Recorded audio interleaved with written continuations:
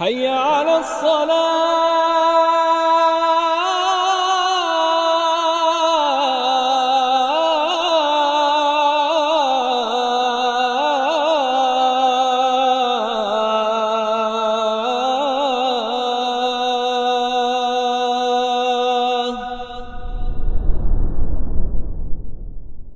إن الحمد لله نحمده ونستعينه ونستغفره ونعوذ بالله من شرور أنفسنا وسيئات أعمالنا من يهده الله فلا مضل له ومن يضلل فلا هادي له أشهد أن لا إله إلا الله وحده لا شريك له وأشهد أن محمدا عبده ورسوله لا نبي بعده فإن أصدق الحديث كتاب الله وخير الهدي هدي محمد صلى الله عليه وسلم وشر الأمور محدثاتها وكل محدثة بدعة وكل بدعة ضلالة وكل ضلالة في النار. Amma ba'd. Bapak-bapak sekalian rahimani wa rahimakumullah, kita biiznillah ta'ala akan melanjutkan kajian kitab Al-Mu'tamad fi Fiqh al-Imam Asy-Syafi'i rahimahullah, karya Syekh Muhammad Az-Zuhaili hafizahullah ta'ala. Pada pertemuan lampau untuk kajian rutin kitab Al-Mu'tamad ini kita telah membahas secara global rukun dan tata cara salat, makna rukun dan sebutan atau 5 waktu salat yang kita kenal sebagai salat fardu. Kemudian disebutkan dalam kitab ini bahwasanya rukun salat itu ada 13 rukun menurut yang mu'tamad dalam mazhab Syafi'i sesuai pandangan penulis hafizahullah ta'ala. Kemudian kita mulai dari rukun yang pertama, dan sepertinya rukun pertama ini akan sampai mungkin bisa 2 atau 3 kali pertemuan membahas rukun pertama saja, yaitu ar-ruknul awal an-niyah, tentang niatan. Niatan dalam salat yang kadang-kadang menjadi permasalahan khilafiyah di antara kaum muslimin dari beberapa hal. Pertama, bisa dari segi hakikat niat itu sendiri, ya, atau definisinya. Kemudian yang kedua bisa dari segi masalah at-talaffuz bin niyyah, yaitu melafalkan niat salat, apa hukumnya, ya, menjadi perselisihan dalam kenyataan, ya, di antara kaum muslimin. Dan juga mungkin perselisihan lainnya, seperti misalnya yang ketiga, niat dalam salat itu apakah dia merupakan syarat atau rukun. Kalau dalam kitab Al-Mu'tamad, dan ini yang masyhur dalam mazhab Syafi'i, yang rajih dalam mazhab Syafi'i, bahwasanya niatan adalah rukun dalam salat. Namun nanti akan kita beritahu bahwasanya ada ulama Syafi'iyah yang menganggap niat itu termasuk syarat sah salat. Apa bedanya? Ini dalam mazhab saja ada khilafiyah dalam masalah apakah niatan itu syarat atau rukun. Itu nanti akan ada perbedaannya dan konsekuensi atau kelaziman dari masing-masing pendapat. Yang mengatakan bahwa niatan adalah syarat salat, maka ada konsekuensinya, dan yang berpendapat bahwa niatan adalah rukun salat juga ada konsekuensinya. Baik, kita mulai dari pembacaan kitab ini di halaman 235 dari kitab Al-Mu'tamad. Ar-ruknul awwalu an-niyah. Rukun pertama yaitu niatan salat. Kita mulai dari definisi niatan. Ta'rifun niyyah. An-niyatu lughatan al-qasd. Niat secara bahasa adalah al-qasd, yaitu tujuan, maksud, ya, itu niatan, ya, itu tujuan. Ketika kita meniatkan sesuatu, maka kita sedang menunjukkan perbuatan sesuatu. Wa syar'an, adapun secara syar'an sesuai dengan madhab, sesuai dengan yang masyhur atau yang rajih, yang kuat dalam madhab Syafi'i, ya, sesuai dengan kriteria madhab Syafi'i, niatan itu adalah qasdus syai'i muqtarinan bi awwali ajza'i fi'lihi. Ya, definisi ini akan berpengaruh nanti kepada apakah niatan itu syarat atau rukun. Jadi niat dalam pandangan yang rajih di mazhab Syafi'i, qasdus syai'i muqtarinan bi awwali ajza'i fi'lih. Qasdus syai' yaitu menujukan sesuatu, meniatkan sesuatu, menginginkan sesuatu. Jadi punya maksud yang memang nyata di qalbunya. Qasdus syai', ya, menunjukkan suatu hal. Hatinya tertuju pada suatu hal, walaupun ringan. Muqtarinan artinya bersanding, bersamaan dengan. Bi awwali ajza'i fi'lihi, bersanding atau bersamaan dengan yang paling terawal dari bagian-bagian perbuatan yang dituju. Saya ulangi, diharapkan menggambarkan betul-betul niatan secara syar'i dalam pandangan yang rajih di mazhab Syafi'i adalah qasdus syai'i muqtarinan bi awwali ajza'i fi'lihi. Qasdus syai'i muqtarinan bi awwali ajza'i fi'lih, maka artinya memaksudkan sesuatu, meniatkan, menginginkan sesuatu, dan maksud tersebut terwujud muqtarinan, tersandingkan bersamaan dengan apa? Dengan paling pertama dari bagian perbuatan tersebut. Ya, menginginkan, memaksudkan sesuatu yang mana niatan tersebut harus bersandingkan pada bagian paling pertama di perbuatan tersebut. Bisa dipahami jemaah? Maka dengan definisi seperti ini, dari pendapat yang rajih dalam mazhab Syafi'i, maka wallahu alam dalam mazhab Syafi'i umumnya niatan amalan itu termasuk syarat atau rukun jemaah? Ayo, jawab. Syarat atau rukun? Ayo jangan tulalit Pak, ayo. Ada dua pendapat. Enggak, ya sesuai dengan definisi ini. Saya ulangi, definisi apa?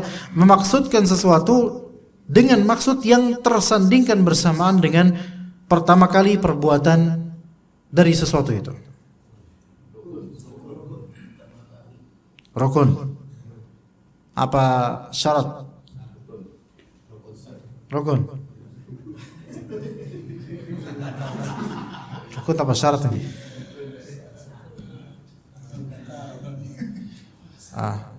Ingat perbedaan syarat dan rukun pernah saya jelaskan jemaah. Syarat itu di luar sesuatu, di luar perbuatan. Rukun itu termasuk bagian dari perbuatan. Rukun. Kalau pakai definisi berarti rukun. Karena penulis lebih mempertimbangkan rajihnya pendapat umumnya ulama Syafi'iyah bahwa niatan itu termasuk rukun salat yang harus ada ketika di awal salat, berarti harus ada di ketika takbiratul ihram. Ini pendapat yang rajih dalam mazhab Syafi'i. Nanti akan kita rinci lagi insyaallah. Karena apa? Karena ada lafal muqtarinan, iqtiran. Makanya haji itu ada haji kiran. Dan juga ada lafal qarn. Dalam bahasa Arabnya, dalam bahasa Inggrisnya horn, yang artinya tanduk. Dan tanduk itu sepasang. Jadi harus bersanding. Jadi niatan itu, menurut definisi ini, niatan itu harus bersandingan dengan perbuatan pertama kali, dengan hal pertama kali dalam perbuatan itu. Dari sini sudah kita terawang. Maka maksud beliau niatan dalam salat berarti harus eksis, rukun harus eksis ketika ini dalam salat. Niatan dalam salat adalah niatan tersebut harus ada ya di awal ketika takbiratul ihram. Kapan takbiratul ihram? Ketika kita menyatakan Allahu Akbar. Jadi ada niatan di hati ketika itu harus eksis niatan tersebut. Nah, itu adalah mazhab Syafi'i. Nanti dirinci nanti insyaallah. Wa huna qasdu fi'li sholati wa huduru dzalika fi dhihnihi. Ya, dalam konteks ini yaitu memaksudkan perbuatan salat dan hadirnya niatan tersebut di benaknya.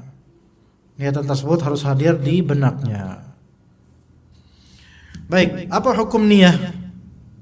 Dikatakan di sini hukmun niyah, hukmuha annaha wajibatun fi awwalis salati. Hukum niat adalah wajib di awal salat. Wajib di awal salat. Ngerti? Berarti gimana ya? Wajib di awal salat berarti gimana?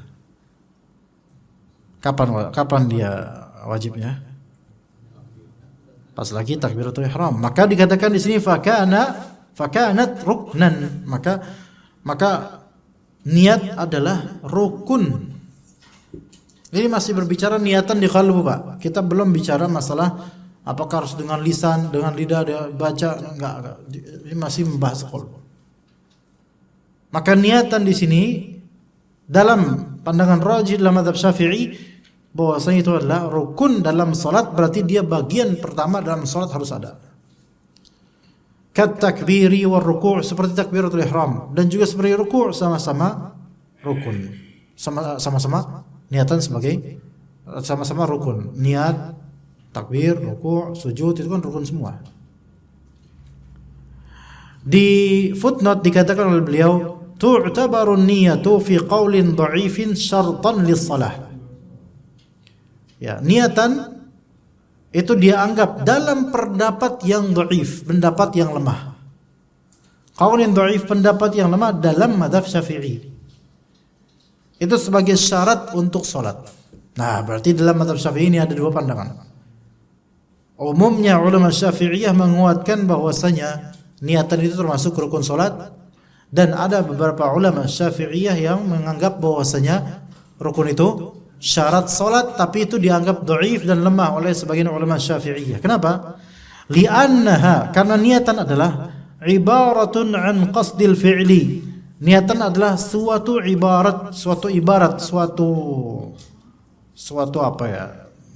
pandangan tentang keinginan untuk melakukan suatu hal. Ya, fatakunu kharijas shalah. Sehingga kalau pakai lafal syarat, maksudnya niatan adalah syarat sah salat, niatan sebagai syarat salat, maka berarti niatan itu di luar salat dong. Ya. Gitu kan? Karena gini, bagi ulama yang mengatakan bahwasanya niatan itu adalah syarat, begini loh. Antum ketika niat salat, kapan niatnya? Sebelum salat bukan? Sebelum salat, ya. Gitu. Ini gimana menurut anda gimana? Kuat juga enggak nih? Kuat juga. Walihada qala al-Ghazali rahimahullah, karena itu Imam Ghazali Ahmad Syafi'i juga. Beliau lebih berpendapat hiya bisyarti asbah. Niatan itu sepertinya lebih cocok disebut syarat dibandingkan rukun. Bagi Imam Ghazali. Kemudian kata Syekh Muhammad Az-Zuhaili, walakin ar-rajiha anna an-niyata tu'tabaru dakhil as-salati ma'a at-takbir. Tapi yang rajih, yang lebih kuat dalam mazhab Syafi'i, bahwasanya niatan itu lebih dianggap sebagai sesuatu yang di dalam salat bersamaan dengan ma'at takbir, bersamaan dengan takbir.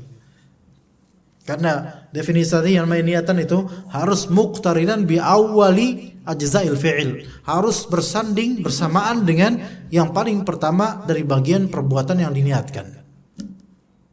Begitu ya, takbiratul ihram kalau dalam salat. Nah, begitu.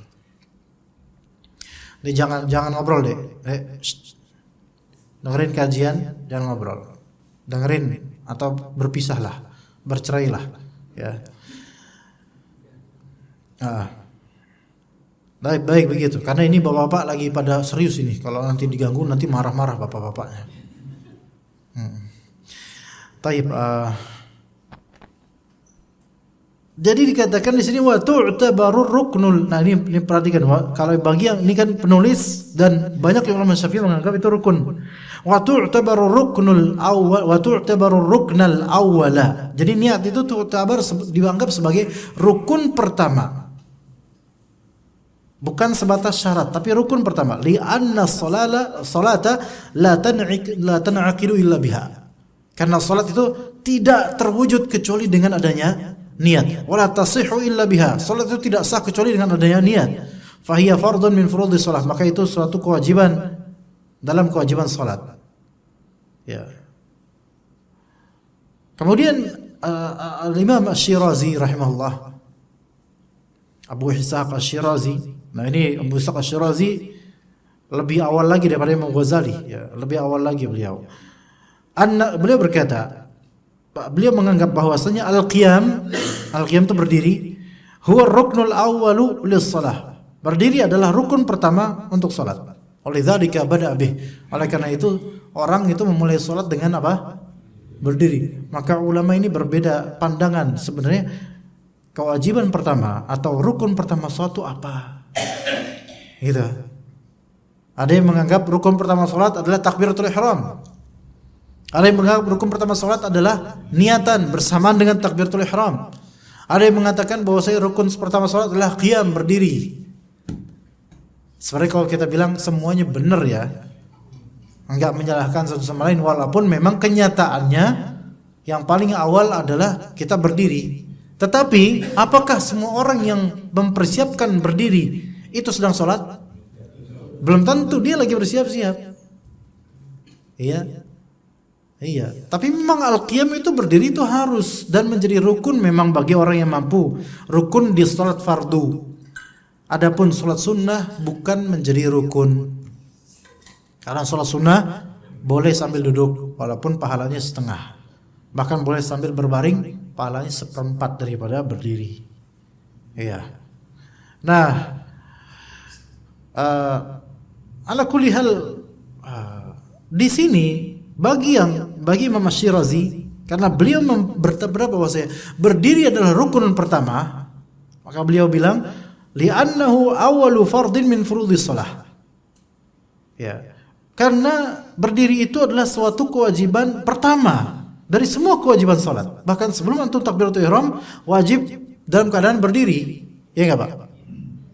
Makanya seseorang ketika makmum kan, imam ruku sujud, makmum sujud semua kan, antum datang Pak, taib, antum mau masuk ke dalam sholat, diri dulu atau pasti diri dulu, Allahu Akbar ya, nggak mungkin ujuk-ujuk cucuk datang langsung tiba-tiba duduk, pas duduk kemudian Allahu Akbar, lah ini apa? Benar juga sih kata Asy-Syirazi, yang paling pertama sebelum takbiratul ihram bahkan harus dalam keadaan berdiri untuk sholat fardu. Maka kata Asy-Syirazi, fayajibu an takuna niyatu muqarinatan lah. Maka niatan itu harus terwujud ketika apa? Ketika sedang berdiri itu. Artinya sebelum takbiratul ihram. Seolah-olah Asy-Syirazi ini lebih berpendapat bahwasanya niatan itu syarat atau rukun? Ayo. Syarat atau rukun, Pak? Rukun. Berdirinya aja udah menganggap rukun. Maka bersamaan dengan rukun itu dia melakukan rukun juga, yaitu niatan menuju salat. Maka bagi Asy-Syirazi Allahu a'lam bahwasanya takbiratul ihram bukan rukun pertama. Tapi tetap takbiratul ihram itu sebagai keputusan pertama dia salat atau enggak, gitu loh. Ini masalah-masalah persisian ini enggak perlu direpotkan, Pak. Anda akan memberikan ini akan memberikan mana yang Anda lebih pilih dan condong padanya. Wallahu a'lam. Wallahu a'lam, ini ya, Anda lebih condong ke pendapat Imam Ghazali dalam hal ini. Bahwasanya niatan itu apa? Ayo. Imam Ghazali tadi bilang apa, Pak? Syarat bukan rukun. Kenapa begitu? Silakan sampean praktekkan ingatlah selama salat. Coba. Apakah ketika takbiratul ihram yakinkah dalam keadaan betul-betul terwujud niatnya di benak atau enggak? Diingat-ingat, Pak. Fadhal. Ayo. Enggak, pas Allahu Akbar itu benar-benar hatinya itu sedang niat salat ini dengan berapa rakaat, dengan zuhur atau apa saja. Otomatis yakin, Pak? Bukan gitu. Ketika takbiratul ihram, Allah, hati itu apa sedang niat? Yakin? Sebelumnya saya tahu sebelumnya. Gak mungkin kan kita datang tanpa niatan? Iya, sebelumnya niatan. Enggak, ini belum kena nih, pertanyaan belum kena nih, Pak. Yang menjadikan, yang beliau ulama umum yang Syafi'iyah mengatakan bahwasanya umumnya yang rajih dalam mazhab Syafi'i, niatan rukun atau syarat? Rukun. Berarti harus muqtarinan bi takbiratul ihram. Harus berbarengan saat itu dengan takbiratul ihram. Apakah Anda yakin setiap takbiratul ihram itu sedang benar-benar memikirkan salat ini? Faham enggak di sini? Kena enggak maksudnya jemaah? Kalau ada yang melakukan gerakan otomatis itu enggak. Jadi emang udah merasa biasa, jadi dia Ya. gitu aja. Bukan dia, kita rata-rata gitu. Iya Pak, beneran. Jangan sujud sana ke arah kiblat. Enggak, jujur aja Pak. Kadang-kadang kita itu pas lagi Allahu Akbar sedang mikirin sesuatu. Betul enggak? Betul kan anak-anak kebiji bilang. Kadang-kadang, ya enggak? Kadang-kadang cuma ikutin imam kan? Kadang-kadang spontan aja blok gitu kan? Iya. Bagi yang berpendapat ikut pendapat tadi rukun, maka ketika takbiratul ihram hampa dia akan niat walaupun tadi udah niatnya. Gimana dong? Jalan dulu, dia udah tahu sampai dia mandi junub kan demi sholat subuh, ya kan? Itu tuh sudah keinginan buat sholat subuh, itu udah niat sebenarnya. Pas dia mau jalan, ini mau sholat gitu kan? Ayo. Kemudian pasti kita takbiratul ihram tiba-tiba kosong akan niat. Bagi yang menganggap niat itu rukun yang harus muqtarinan, bersanding dengan bagian pertama dalam sholat, maka seharusnya apa? Nah itu dia. Gimana tuh? Makanya wallahu alam kita nggak masalah mau pakai yang rajih dalam madhab atau enggak yang sesuai dengan hak dan bagaimana kenyataannya susah kok gitu. Dan boleh jadi tadi maghrib takbiratul ihram kita tahu kita mau sholat tetapi niatan itu enggak lemah gitu ketika gitu. Mungkin kita sedang ngelihat apa atau mikirin apa. Betul sebelum sholat betul kita niat. Makanya kita Imam Ghazali wa hiya bisyarti asbah. Niatan itu lebih cocok disebut syarat dibandingkan apa? Rukun.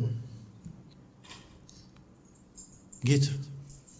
Dibandingkan rukun lebih cocok disebut syarat karena syarat itu sebelum kan? Iya. Lebih aman. Jadi benar enggak Pak?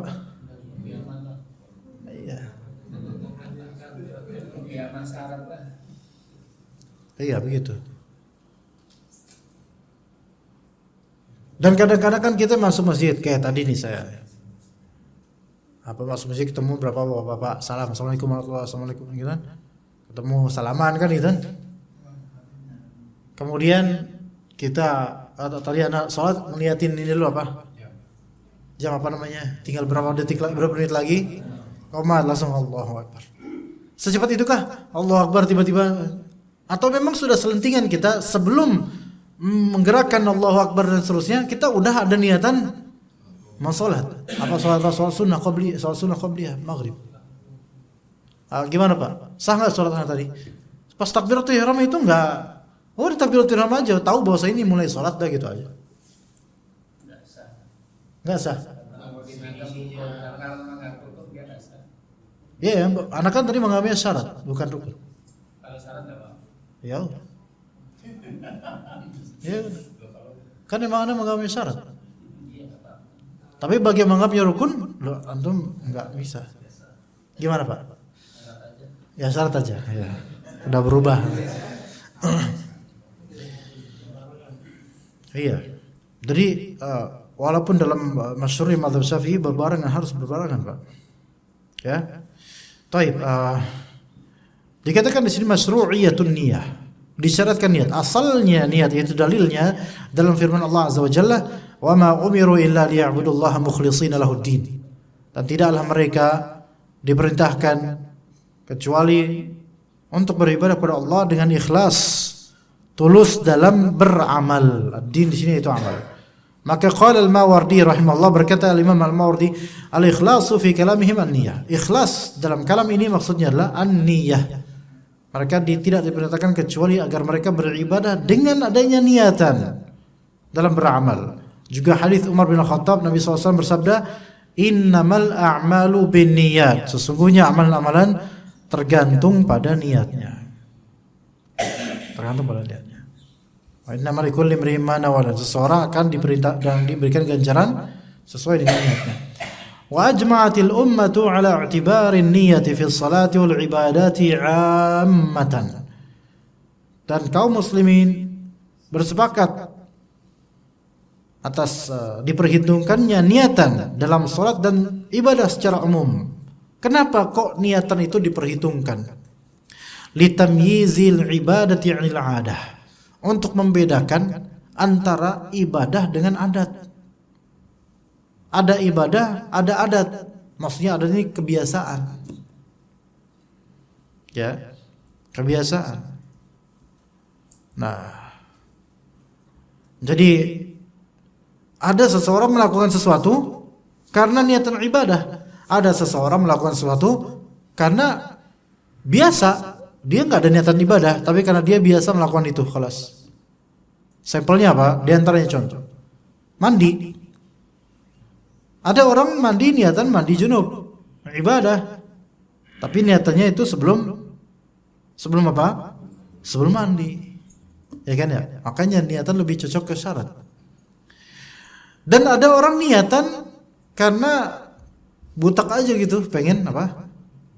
Ya pengen segerin diri udah gitu doang dah. Ini mah biasa gitu. Maka dengan adanya niatan itu terbedakan mana yang ibadah dan mana yang bukan ibadah. Begitu. Ya. Jadi dari contoh. Kalau misal sama-sama ibadah tapi amalannya beda tapi sama-sama ibadah, sama-sama salat, maka bisa juga walitamyizi rutabil ibadati min fardhin wa naflin wa nadrin. Untuk niatan itu berfungsi juga untuk membedakan antara tertib, antara rutbah, antara urutan atau rutbah Indonesia apa? Selain urutan apa urutan? Derajat ibadah. Apakah dia fardu? Apakah dia sunnah? Apakah dia nazar? Ya. Ada orang salat fardu beda dengan salat fardu dengan salat sunnah. Ada juga orang salat nazar. Dan nazar itu berbeda dengan salat fardu walaupun sama-sama wajib. Boleh enggak kita bernazar salat fardu jemaah? Ngapain nazar salat fardu itu ngapain coba? Coba ngapain? Kalau misalnya anak saya kawin tahun depan, saya bernazar saya akan salat subuh. Lah ente sekarang selama ini salat subuh enggak? Enggak. Lah enggak usah dinazari itu. Ini nazar yang batin memang harus fardu di sini. Iya. Nah, kalau misalnya bernazar salat mutlak atau salat sunnah, nah fadl. Dan menjadi kewajiban buat dia lakukan, ya. Jadi dengan niatan itu bedanya niatan. Walaupun sama-sama ibadah, sama ibadah. Salat fardu ibadah, salat sunnah ibadah, salat nazar juga merupakan ibadah wajib untuk dia tunaikan. Walaupun bernazar itu hukum asalnya makruh jemaah. Ya. Walitamyizi anwa'il ibadati min subhin ila dhuhrin ila asrin, dan juga untuk membeda-bedakan macam-macam ibadah dari subuh, zuhur, asar. Itu tanwi' macam pemacaman salat. Bahkan dalam salat fardu ada 5 waktu. Nah, sekarang ada salat yang memang 4 rakaat. Zuhur, asar sama-sama 4 rakaat. Antum menjamak salat misalnya. Ya, menjamak dan qasar di safar. Dua-dua. Antum nanya kan, Ustaz, lebih ini enaknya saya salat zuhur dulu atau asar dulu? Bilang salat zuhur dulu lah. sesuai tartib. Tapi niatkan itu di 2 rakaat pertama salat apa? Salat zuhur. Jangan asal udah tak suruh salat zuhur dulu malah. Asar dulu gimana Pak? Ya, enggak usah nanya kalau kayak itu udah tadi gitu kan.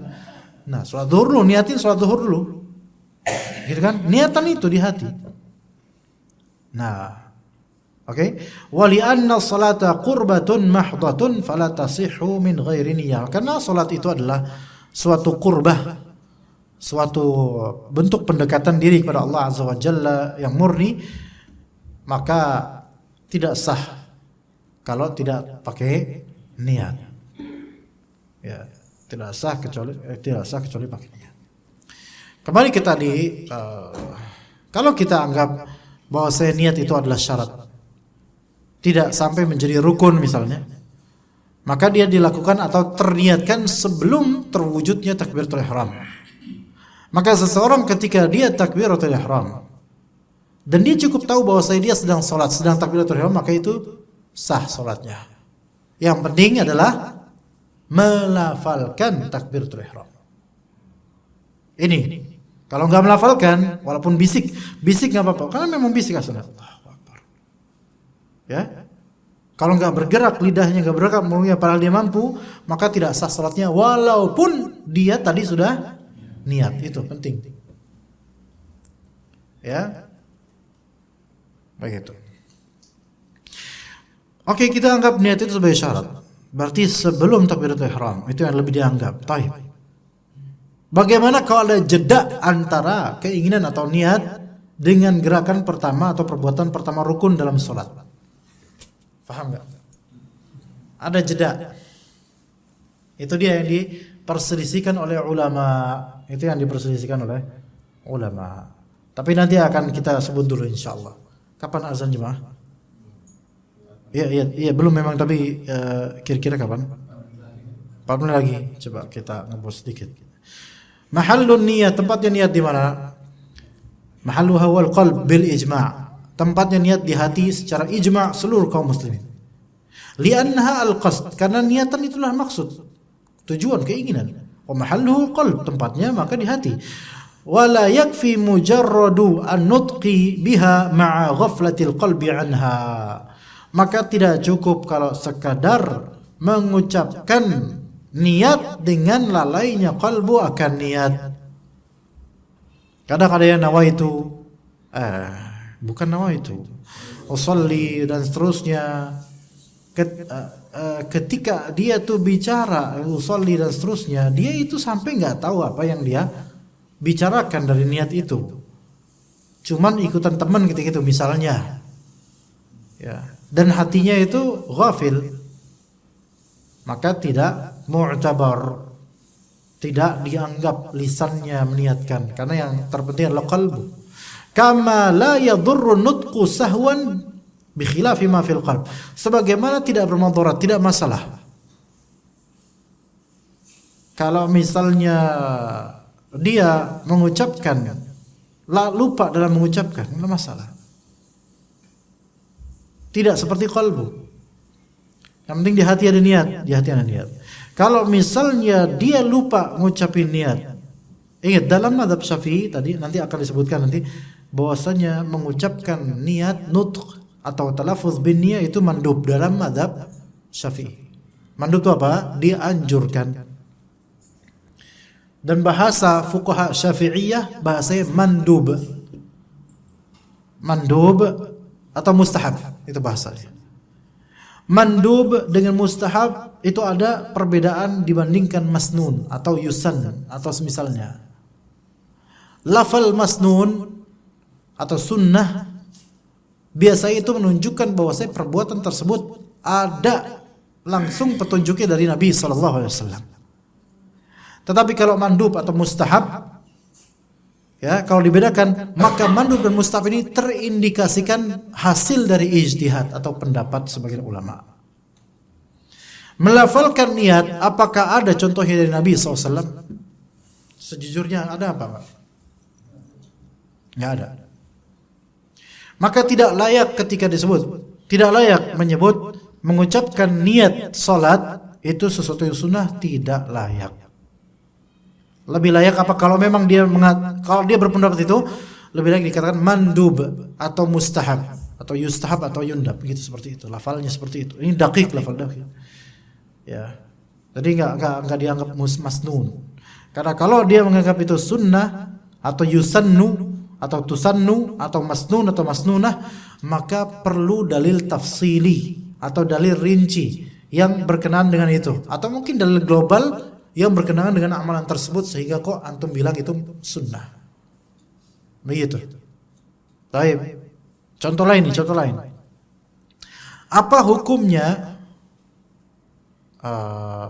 hukumnya mandi sebelum ngumpul keluarga?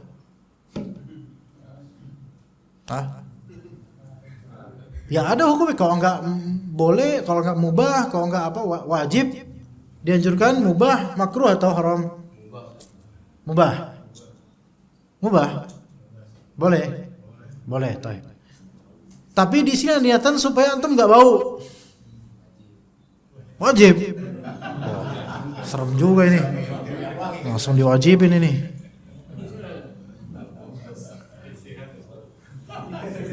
Ini kalau istihad itu, kalau mewajibkan itu malah lebih ngeri lagi. Oke. Apakah ada dalil yang khusus bahwa saya sebelum ngumpul keluarga itu mandi? Enggak, baik. Tetapi ini demi kemaslahatan bersama supaya orang enggak kebauan. Maka dianjurkan enggak supaya orang enggak terganggu? Dianjurkan enggak? Maka pembahasannya jangan sunnah. Disunahkan mandi sebelum arisan. Enggak. Lah dia tanya, sunnah dari mana? Sunnahnya mana sunnahnya? Dalilnya mana? Maka katakanlah dianjurkan dalam Islam, karena Islam mencintai kebersihan. Karena kita itu dilarang untuk mengganggu orang dengan aroma mungkin, ya apalagi habis makan jengkol ya. Gitu.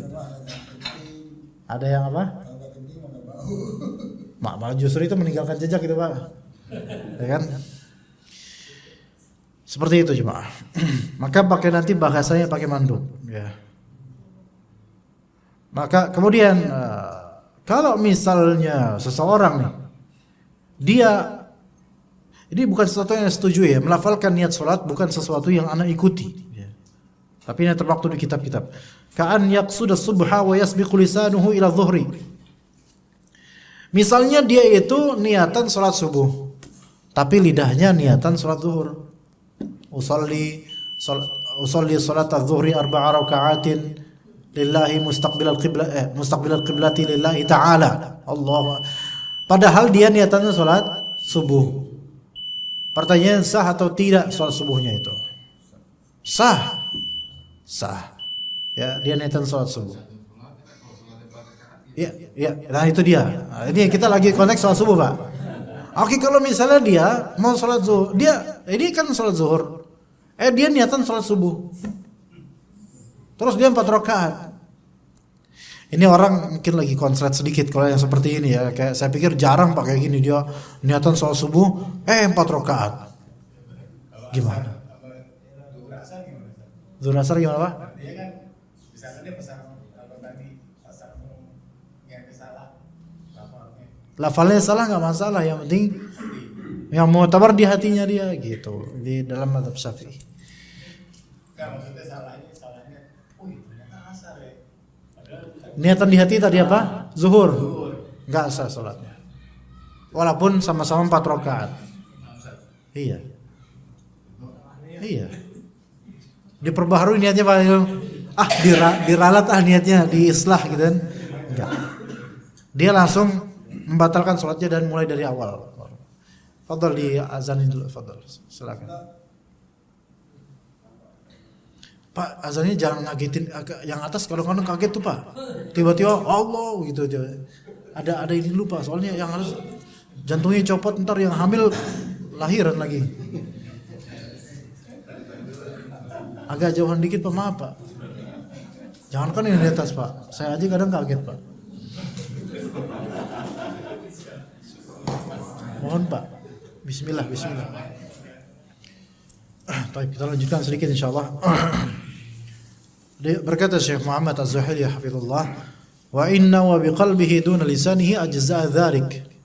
Kalau misalnya dia meniatkan dengan qalbunya dun lisanih, tanpa lisannya, maka ajza'a dzalik, maka hal tersebut mujzi, yaitu sah, tidak masalah.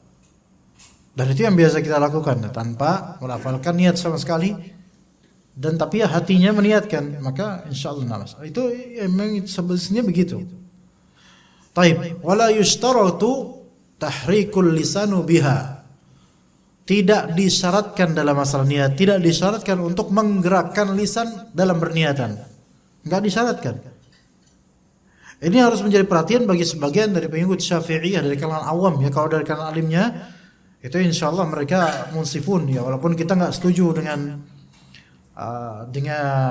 yang diijtihadkan dalam mazhab ini dari talaffuz bin niyah, bahkan kita menganggapnya bid'ah. Tetapi bagi alim di kalangan Syafi'iyah baik negeri atau lainnya, dalam masalah talaffuz bin niyah itu kalau antum enggak mentalaffuz ya enggak masalah, kalau kita talaffuz ya khalas gitu. Ya. Maka ikhwas sekalian, kadang-kadang yang awam, yang biasa atau di kampung-kampung ngelihat kita itu sebelum sholat tuh langsung Allah, langsung gitu. Kadang-kadang melihat aneh tuh, kok enggak ada usollinya dia gitu. Kayak kan kadang takbiratul ihram imam udah Allahu Akbar masih prepare usolli salatul agak lama gitu. Iya, belum lagi yang di luar konteks niatan, ada beberapa orang yang takbiratul ihramnya itu was-was dia. Allah. Diulang lagi, nanti diulang lagi. Iya. Sampai tukang bubur naik haji selesai episodenya juga ini masih aja gitu kan. Padahal enggak ada sunahnya seperti ngulang-ngulang. Udah kalau misalnya Allah Akbar yakin khalas masuk salat, antum sudah masuk salat khalas. Iya, belum slow motionnya masyaallah. Apa ini itu semua kata para ulama itu semua termasuk waswas syaitan. Was-was dalam bisikan-bisikan syaitan untuk terus ngulang akhirnya banyak pahala yang hilang darinya. Dan pada asalnya amalan salat ketika kita sudah memulainya tidak boleh dibatalkan kecuali ada kebutuhan atau darurat. Kecuali ada kebutuhan atau darurat. Ya. Kecuali ada kebutuhan atau kalau enggak ada apa-apa, cuman karena ragu-ragu, maka itu kaidahnya al-yaqin la yazulu bisyak. Maka sesuatu yang yakin tidak boleh dibatalkan dengan keraguan. Baik, lanjut. Walakin yundabun nutqu bil manwi liyusa'idal lisanu al-qalba. Tetapi dianjurkan an-nutq, yaitu dianjurkan apa? Melafalkan. Nah ini yundabu, dianjurkan melafalkan niatan. Hal yang diniatkan dianjurkan dalam mazhab Syafi'i. Ya, jadi seperti yang kemarin yang disebutkan dalam yang biasa dilakukan sebagian dari kita mungkin, sebagian dari jemaah di sini mungkin, ya, atau sebagian jemaah lainnya yang usolli dan sebagainya itu dianjurkan dalam mazhab Syafi'i. Walaupun apa yang ada condong padanya adalah tidak dianjurkan, bahkan itu merupakan kebid'ahan. Ana sarahatan katakan itu bid'ah karena memang tidak ada tuntunannya benar. Tidak ada tuntunannya dalam Islam, dalam syariat Allah Azza wa Jalla. Ya. Tetapi ijtihadnya ulama Syafi'iyah ini punya alasan, liyusa'idal lisanu al-qalba.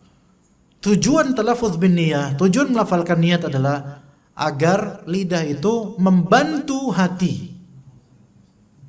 Ya, itu tujuannya. Dan sejujurnya illat ini atau ghayah atau kaus atau penyebab atau tujuan seperti ini tetap tidak pantas untuk menjadikan sesuatu atau amalan baru dalam beragama, enggak. Ya, sebaiknya tidak.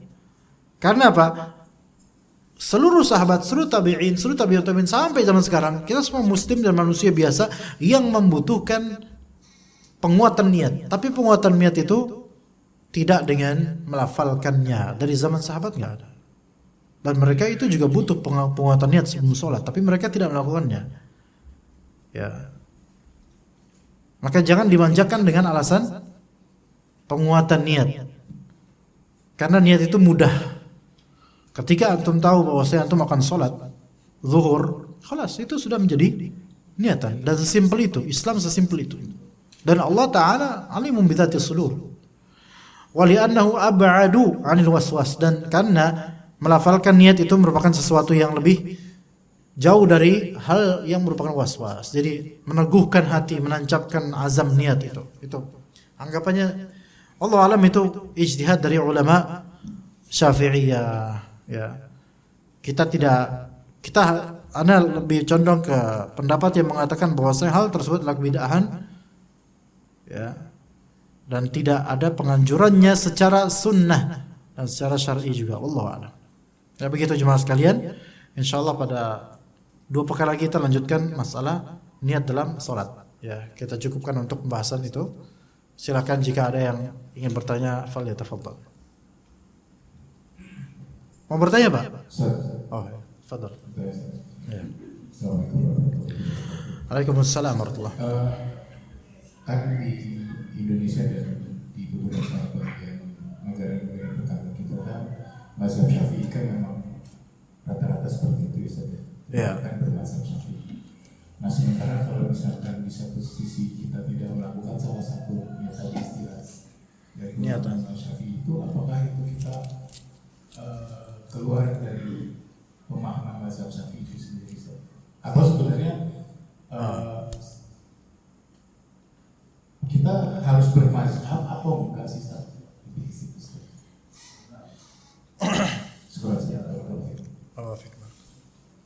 Ada 2 pertanyaan, sebenarnya 2 kasus. Kalau misalnya kita menyelisih salah satu hal dari mazhab Syafi'i misalnya, apakah berarti kita keluar dari mazhab Syafi'i? Gitu loh.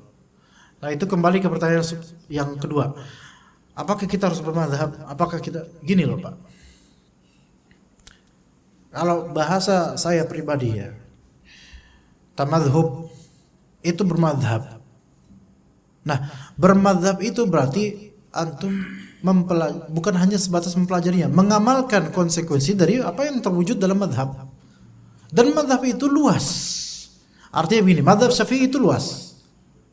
Bukan cuma masalah niat doang. Dalam bab taharah ada ratusan kasus fikih mazhab Syafi'i yang di solving oleh mazhab Syafi'i. Salat lebih banyak lagi, zakat juga banyak, apalagi puasa juga, umrah, haji juga. Kitabul buyu, jual beli banyak. Dan seterusnya. Taib. Apakah kita sedang bermadhab jemaah? Itu pertanyaannya. Enggak. Karena apa? Jemaah sekalian orang awam. Anda nggak di sini ustadz, bahkan ustadz pun belum, seorang ustadz belum tentu bermadhab. Artinya walaupun dia mempelajari madhab Syafi'i, belum tentu dia benar-benar bermadhab. Kalau mau jadi seorang mutamadhib yang betul bermadhab, maka dia khatamkan kitab-kitab madhab dan dia amalkan keumuman dari madhab yang dia anut seperti madhab Syafi'i. Bukan hanya di masalah salat saja dia bermadhab Syafi'i. Karena ada jual beli, ada nikah. Iya, dan dalam masalah jual beli, basic jual beli dalam mazhab Syafi'i itu cukup ketat. Begitu juga dalam masalah nikah, mazhab Syafi'i sangat ketat dalam masalah ijab qabul. Ya, taib. Sekarang misalnya kita mutamadhib, orang yang bermadhab, terus mengatakan bahwasanya kalau seseorang menyelisihi mazhab Imam Syafi'i di satu yang rajih yang kuat dari mazhab Imam Syafi'i, maka dia dipertanyakan ke mazhab Syafi'iannya dia. Taib, anggap begitu. Sekarang orang yang berkata begitu nih, misalnya ada seorang ustaz, dia Syafi'i tulen, taib, ahsan, enggak apa-apa. Dia Masya Allah meraup kitab-kitab Syafi'iyah dan mengajarkan ke kaum muslimin. Ahsan, bagus, Masya Allah. Alhamdulillah, berkah insyaallah. Tapi kemudian menyalahkan misalnya, ini ada beberapa ustadz yang dia giliran yang misalnya mazhab Syafi'i, dia ngajar mazhab Syafi'i, tapi giliran niat dia enggak setuju dengan mengucapkan niat misalnya. Seperti di antara contohnya saya misalnya. Taib. Oke, kalau saya enggak setuju emang gimana? Kan emang nggak ada dalilnya gitu kan? Ya saya nggak ikutin. Oke, ya antum kalau misalnya Syafi'i harus ikutin, nggak boleh meralat. Kalau emang antum nggak mau ikutin, pindah ke mazhab lain. Antum berarti main-main di sini dalam mazhab. Kita bilang antum juga main-main. Loh, main-main di mana? Sekarang tanya, ketika antum jual beli, membeli sesuatu, apakah selalu bicara ijab qabul? Saya jual ini, saya beli ini. Dalam mazhab Syafi'i disyaratkan ijab qabul dalam jual beli, baru sah. Semua jemaah sini yakin melanggar mazhab Syafi'i. Semua jemaah sini dan keturunan-keturunannya insyaallah melanggar mazhab Syafi'i. Benar. Dalam mazhab Syafi'i di antara syarat sah jual beli ijab qabul itu udah rukun, bukan syarat sah. Rukun. Dan ijab qabulnya itu dengan talafuz, dengan lafal. Minimal dengan bahasa Indonesia, nggak pakai bahasa Arab. Yang penting dengan lafal yang difahami itu jual beli. Kita biasanya ke warung kelontong gimana, Pak? Permen ini aku ada nggak aku? Aku nanggung. Berapa? 4.000. Ya udah nih. Nih, pakai enggak ada nih. Ini apa nih? Ini apa nih? Saya mazhabnya Syafi'i. Kamu harus apa? Pakai. Saya jual, saya beli. Nah gitu. Lo jual, gue beli. Iya, ini kita tidak menertawakan mazhab Syafi'i ini ya. Tapi maksudnya adalah kalau memang kita nggak boleh dengan hujah, kita nggak boleh menyelisih salah satu atau beberapa pendapat dalam mazhab Syafi'i, itu berarti kita harus fanatik dengan mazhab ini. Dan itu nggak boleh. Kita fanatik dengan Rasulullah SAW. Dan juga bagaimana kalau misalnya menyelisihi salaf misalnya, ya jangan kita ikuti. Itu dalam satu. Belum lagi dalam beberapa permasalahan nikah. Ini dalam yang tadi bai'ul mu'atat namanya. Bai'ul mu'atat yaitu antum jual beli enggak pakai lafal ijab qabul, selama itu terpahami aja sebagai jual beli, ya udah, itu mazhab Hanafi. Iya. Begitu kan? Iya, sah. Tapi dalam mazhab Syafi'i dia anjurkan. Bahkan sebagian ulamanya mengatakan disunnahkan karena ada dalil yang menurut mereka sahih walaupun didhaifkan sebagian ulama. Makanya mereka mengatakan sunnah, yaitu qunut subuh. Ya. Sebagian jemaah di sini ada qunut subuh enggak jemaah? Enggak ada. Baik. Oke, kita sholat di masjid yang jemaahnya qunut subuh. Fadhal, alhamdulillah, enggak apa-apa. Ulama Ahlussunnah yang membid'ahkan qunut subuh terbagi menjadi dua pendapat ketika jadi makmum, kita ikut qunut subuh atau enggak. Itu dua pendapat ulama. Ada yang mengatakan ikutilah sebagaimana kaum muslimin qunut subuh sebagai upaya bersatunya aja lah gitu, seragam. Dan ada yang mengatakan tidak usah karena ini kebid'ahan. Kalau anak pribadi ikut pendapat yang tidak usah. Anak kalau imam qunut subuh, anak enggak qunut subuh. Dan kalau anak jadi imam subuh, anak enggak kunutin subuh, disalahin, lah siapa suruh nyuruh saya jadi imam? Ya kan, saya enggak ikut subuh gitu kan. Tapi kalau misalnya itu antum katanya ngajar Syafi'iyah, tapi kok enggak ikutan seperti itu? Anak bilang emang harus kita 100% total gitu. Terus kita balikin, antum sendiri total enggak mazhab Syafi'i? Terutama tiap hari kan jual beli, antum dagang jualan enggak? Jualan. Taib. Sekarang ketika dibuka lapak, antum pakai lafal enggak? Nah, dagang online, beli online. Ya. Nyari bagian apa di Shopee, nyari saya jual, saya beli, enggak ada. Tinggal pencet-pencet udah selesai. Ma'ruf itu jual beli, maka khalas. Antum pakai mazhab siapa, Ustaz? Akhi. Tapi kan ini kan udah kebiasaan masyarakat. Ya ini iya, makanya antum harus kembali ke mazhab khitah, mazhab Syafi'i coba. Enggak kan? Masa anak terus yang disalahkan, antum juga salah dong. Kan gitu. Artinya begini, kita tidak bisa maka mazhab apapun, mau Hanafi, Maliki, Syafi'i, Hanbali, tidak ada yang maksum dari kesalahan. Enggak ada yang maksum. Yang maksum dari kesalahan Rasulullah SAW. Maka mazhab itu ijtihad para ulama. Yang kalau memang dia bertepatan dengan hak atau mendekati hak harus kita ikuti. Kalau ternyata menyelisihi hak atau ada perkara yang bid'ah padanya, ya udah kita enggak usah ikutan dalam masalah ini. Dan kita doakan mereka supaya Allah merahmati dan mengampuni mereka yang telah berijtihad. Selesai. Enak enggak gitu, Pak? Jadi kita nggak dipenjara dengan madhab. Wallahi kita nggak ditanya di akhirat ini, kamu madhab Syafi'iyah. Nggak ditanya, di kubur kita ditanya apa? Rasulullah, Rasul kita alaihi salatu wassalam. Begitu jemaah sekalian. Tapi ini kayaknya udah larut malam ya. Ya Pak, silakan. Imam. Ya. Nabi SAW bersabda, innama ju'ilal imamu liutamma bih. Betul. Imam itu dijadikan untuk diikuti. Ya. Untuk diikuti dalam gerakan yang benar. Adapun perbuatan yang kita yakini itu bukan perbuatan yang atau perbuatan yang ditambahkan dalam salat, maka tidak kita ikuti. Begitu. Ya. Ulama-ulama yang misalnya membid'ahkan qunut subuh, tapi ulama ini membolehkan ikutan aja qunut subuh, itu tidak dengan dalil itu. Enggak, tidak dengan dalil itu, tapi mereka lebih ke masalah maslahatnya agar masyarakat ini tidak terpecah belah, itu aja. Adapun kalau misalnya masyarakatnya enggak bermasalah, antum mau ikut qunut atau enggak masalah, maka antum enggak usah ikut qunut subuh. Bagi antum bid'ah, Pak. Tapi kalau misalnya mengikuti mazhab Syafi'i qunut subuh, ya fadhal. Karena mereka menganjurkannya. Hanya saja saya nggak bisa menyembunyikan apa yang saya condong padanya, yaitu bahwasanya saya tidak ikut qunut subuh. Iya beneran. Selama mungkin waktu subuh jadi imam, saya nggak pernah imamin pakai qunut subuh di sini, Pak ya. Enggak.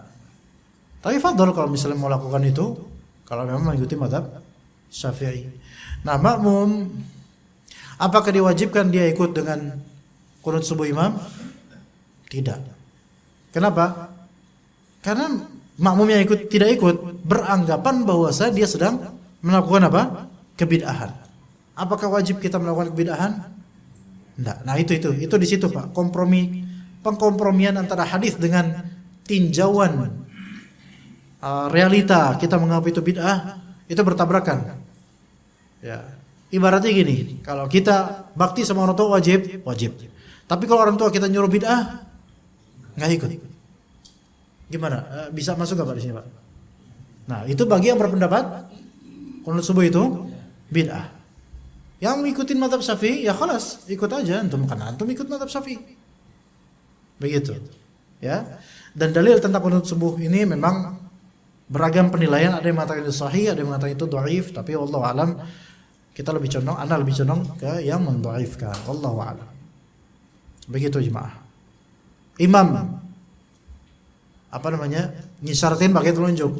Khilaf di antara ulama, ini sunnah atau tidak? Khilaf di antara ulama.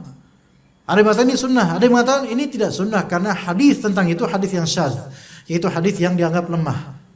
Anda pribadi tidak ikut. Sekarang kalau misalnya Anda tidak kayak imam, Anda lihat, lah imamnya kayak gini, apakah wajib kita gini? Tidak, karena Anda menganggapnya itu tidak termasuk dalam sunnah. Jadi imam diikuti dalam perkara-perkara yang memang wajib diikuti. Ya begitu, wallahu a'lam. Ya, karena makin larut, makin dekat dengan waktu subuh, maka saya cukup sampai sini insyaallah. Sallallahu ala nabiyina Muhammad wa ala alihi wa sahbihi ajma'in. Subhanakallahumma bihamdika asyhadu an la ilaha illa anta astaghfiruka wa atubu ilaik. Wassalamu alaikum warahmatullahi wabarakatuh.